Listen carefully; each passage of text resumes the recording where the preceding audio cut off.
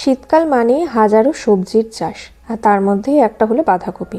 সেই বাঁধাকপিকে যদি মাছের মাথা দিয়ে করা যায় তাহলে তো বাঙালির কাছে এক প্রিয় খাবার। বাঁধাকপির জন্য আমরা এখানে কাতলা মাছের মাথাটাই ইউজ করছি। কাতলা মাছের মাথা যেহেতু বড় হয়, তার টেস্টও ভালো হয়। তাই কাতলা মাছের মাথাকে আমরা ফার্স্টে নুন হলুদ মাখিয়ে গরম তেলে বেশ কড়া করে ভেজে নেব। মাছের মাথা কড়মড়ে থাকবে, তাকে একটু চিবিয়ে চিবিয়ে খাবো, তবেই না মজা। আর বাঙালির তো আলু ছাড়া চলে না, তাই এরকম ছোট ছোট কিউব করে কেটে রাখা আলুকেও আমরা সেই মাছের তেলে বেশ গোল্ডেন কালারের ফ্রাই করে নেব, সামান্য একটু নুন দিই, যাতে আলুতে নুনটা ভালো করে ঢোকে। এই পর্যায়ে আমরা আলুকে এবার তুলে রাখব, আর কড়াইতে আরও সামান্য খানিকটা তেল দিয়ে তাতে ফোড়নে দেব গোটা জিরে আর শুকনো লঙ্কা।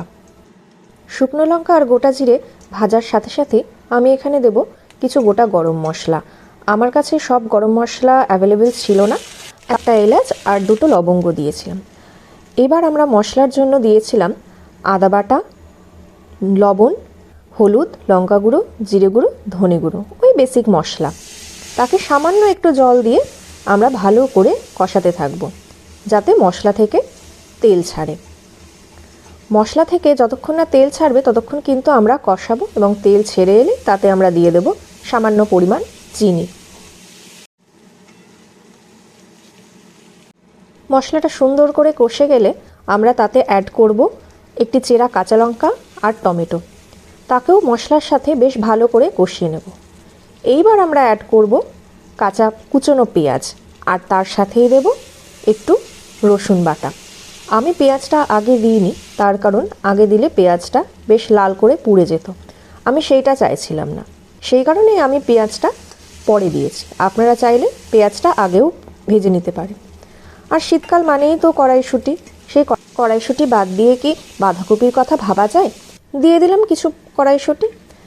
এরপর মশলা যখন আমাদের খুব ভালো করে কষে যাবে, তখন আমরা তাতে আগে থেকে কেটে রাখা বাঁধাকপি নুন সমেত দিয়ে তাকে ঢাকা দিয়ে দেব একটু মজানোর জন্য। বেশ খানিকক্ষণ পর ঢাকা খুলে এলেই আমরা দেখব সেখান থেকে জল বেরিয়ে বাঁধাকপি খানিকটা মজেছে। আর এই পর্যায়ে এসে যদি মনে হয় একটু হলুদ দেওয়ার প্রয়োজন রঙের জন্য, তাহলে একটু হলুদ দিয়ে দেবেন। শীতের বাঁধাকপি সেদ্ধ হতে কিন্তু খুব বেশি দেরি লাগে না, কিন্তু ঢাকা দিয়ে দিয়ে আমাদের সেদ্ধ করতে হবে।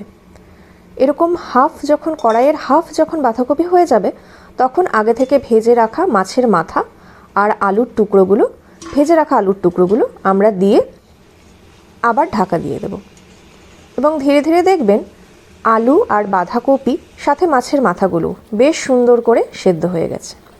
সেদ্ধ হতে হতে একদম শুকিয়ে গেছে যাবে যখন, তখন নামানোর আগে লাস্টে আমরা ঘি আর গরম মশলা দিয়ে নামিয়ে নেব বাঁধাকপির ঘন্ট মাছের মাথা দিয়ে।